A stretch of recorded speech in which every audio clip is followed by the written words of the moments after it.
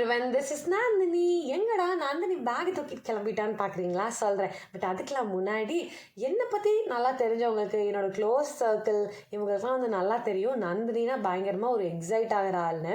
நீங்களே நிறையா வீடியோஸில் பார்த்துருக்கலாம். அப்படியே வீடியோலாம் பயங்கரமாக காய் இப்படி அப்படின்னா வந்து பேசுவேன். எனக்கு நார்மலாக கூட வந்து பேச வராது. ஸோ நான் ரொம்ப எக்ஸைட் ஆகிடுவேன் சின்ன சின்ன விஷயத்துக்கெலாம் கூட. சுற்றி இருக்கிறவங்களுக்கு வந்து தோணலாம், இதெல்லாம் ஒரு குட்டி விஷயம், இதுக்கெலாம் இவ்வளோ எக்ஸைட் ஆகணுமாமா அப்படின்னு. பட் கிடையாது. அதில் தாங்க சீக்கிரட்டே வந்து இருக்குது.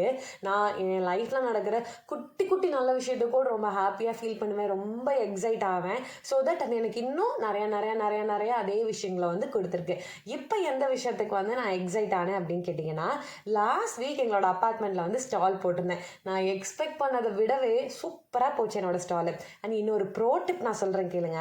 எப்பயுமே ஏதாவது ஒரு விஷயம் நடக்க போகுதுன்னு வைங்க, நான் என்ன பண்ணுவேன்னா அந்த விஷயத்தை வந்து பெஸ்ட்டாக தான் வந்து யோசிப்பேன், பெஸ்ட்டாக தான் அதை பற்றி பேசுவேன். நெகட்டிவாக நான் வந்து பேசவே மாட்டேன். நெகட்டிவாக பேசுகிறவங்ககிட்டையும் நான் அந்த விஷயத்தை வந்து ஷேர் பண்ணிக்கிட்டதே கிடையாது என்றைக்குமே.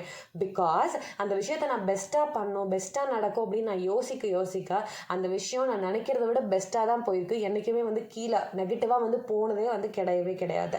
ஸோ இந்த எக்ஸ்போவும் எனக்கு பிடிச்ச மாதிரி சூப்பராக வந்து போச்சு. ஸோ எங்கள் அப்பார்ட்மெண்ட்டில் இருக்கிற கணபதிக்கு வந்து ஒரு மாலையெல்லாம் வாங்கி போட்டு அவருக்கு தேங்க்யூ, சூப்பராக நடத்தி கொடுத்துட்டப்பா எக்ஸ்போ அப்படின்னு அவருக்கு தேங்க்யூ சொல்லிட்டு எங்கே கிளம்பிட்டேன்னு பார்க்குறீங்களா? 5 மணிக்கு ஆரம்பிச்சதுங்க எங்கள் எக்ஸ்போ.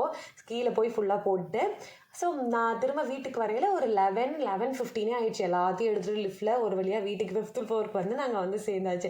வந்து ஒரு 10 to 15 மினிட்ஸ் தான் சும்மா உட்காந்துருப்பேன். அதுக்கப்புறமா இவருக்கு கொஞ்சம் தேவையான ப்ரிப்பரேஷனு, இவர் வந்து யூஸ்வலி மார்னிங் வந்து இந்த ட்ரை ஃப்ரூட் ஷேக் குடிப்பார். அப்புறம் கொஞ்சம் இந்த தக்காளி தொக்கு இதெல்லாம் வந்து செஞ்சு வச்சுட்டு நானும் அம்மாவும் வந்து ஊருக்கு கிளம்பிட்டோம்.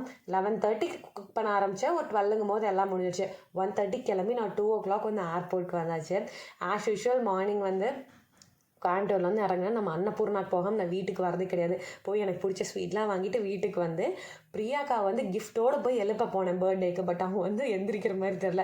சரி நாங்கள் போய் பிரேக்ஃபாஸ்ட்லாம் சாப்பிட்டு வீட்டுக்கு வந்து கொஞ்சம் க்ளீனிங் ஒர்க் எல்லாமே வந்து போச்சு. ஆல்மோஸ்ட் அன்றைக்கி நைட்டே ஆயிடுச்சு க்ளீனிங் ப்ராசஸ்லாம் முடிஞ்சதுக்கப்புறம் க்ளீனாக இருக்கிற வீட்டை பார்த்ததுக்கப்புறம் தான் ஒரு மாதிரி சோல் சாட்டிஸ்ஃபைங்காக இருந்துச்சு. அதுக்கப்புறம் என்னோட டே வந்து இந்த குட்டீஸோடு வந்து எண்ட் ஆயிடுச்சு.